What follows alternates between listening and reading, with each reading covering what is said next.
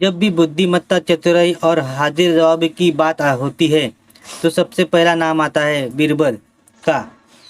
वही अकबर बीरबल की जुगलबंदी किसी से छुपी नहीं है। ऐसा कहा भी जाता है कि बीरबल को बादशाह अकबर के नवरत्नों में एक अनमोल रत्न माना जाता है। अकबर बीरबल से जुड़ी ऐसी कई कहानियाँ जो हर किस को गुदगुदाती है, साथ ही एक खास सीख भी दे जाती है। अकबर बीरबल की कहानियाँ से सभी के लिए दायक रही है। बीरबल ने अपनी चतुराई और बुद्धिमत्ता से कई बार बादशाह अकबर के दरबार में एक पेचीदा मामलों की सुलझाया है।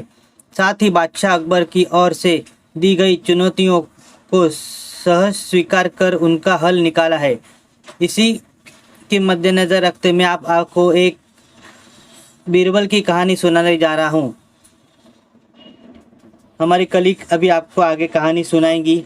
आप सुनना और आपकी प्रतिक्रिया इस कहानी पे कमेंट में लिख देना। एक बार की बात है, बीरबल दरबार में मौजूद नहीं थे। इसी बात का फायदा उठाकर कुछ मंत्रीगण बीरबल के खिलाफ महाराज अकबर के कान भरने लगे। उनमें से एक कहने लगा, महाराज, आप केवल बीरबल को ही हर जिम्मेदारी देते हैं और हर काम में उन्हीं की सलाह ली जाती है।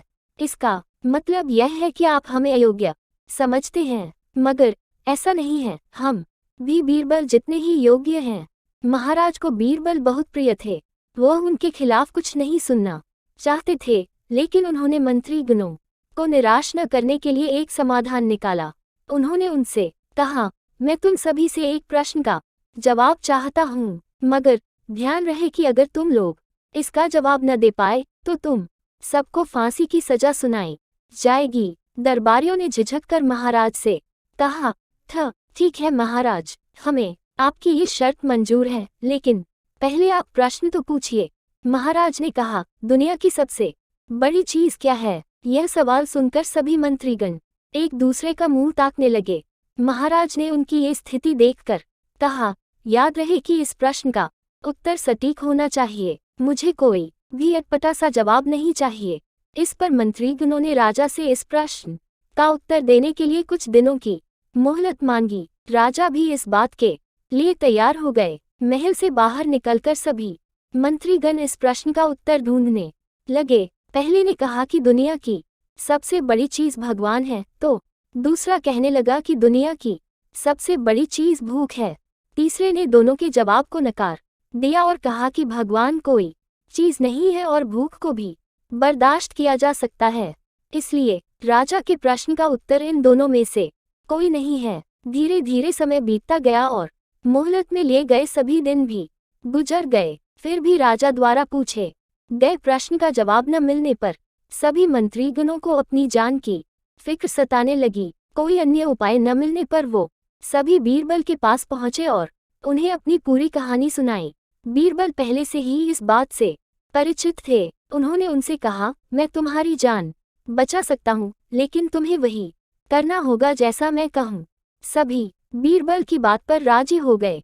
अगले ही दिन बीरबल ने एक पालकी का इंतजाम करवाया। उन्होंने 2 मंत्रीगणों को पालकी उठाने का काम दिया, तीसरे से अपना हुक्का पकड़वाया और चौथे से अपने जूते उठवाए। वह स्वयं पालकी में बैठ गए। फिर उन सभी को राजा के महल की ओर चलने का इशारा दिया। जब सभी बीरबल को लेकर दरबार में पहुंचे तो महाराज इस मंजर को देखकर हैरान थे। इससे पहले कि वो बीरबल से कुछ पूछते, बीरबल खुद ही राजा से बोले, महाराज, दुनिया की सबसे बड़ी चीज गरज होती है। अपनी गरज के कारण ही ये सब मेरी पालकी को उठाकर यहाँ तक ले आए हैं। यह सुन महाराज मुस्कुराए बिना न रह सके और सभी मंत्रीगण शर्म के मारे सिर झुकाए खड़े रहे। कहानी से क्या सीख मिलती है? इस कहानी से हमें यह सीख मिलती है कि हमें कभी भी किसी की योग्यता से जलना नहीं चाहिए, बल्कि उससे सीख लेकर खुद को भी बेहतर बनाने की कोशिश करनी चाहिए।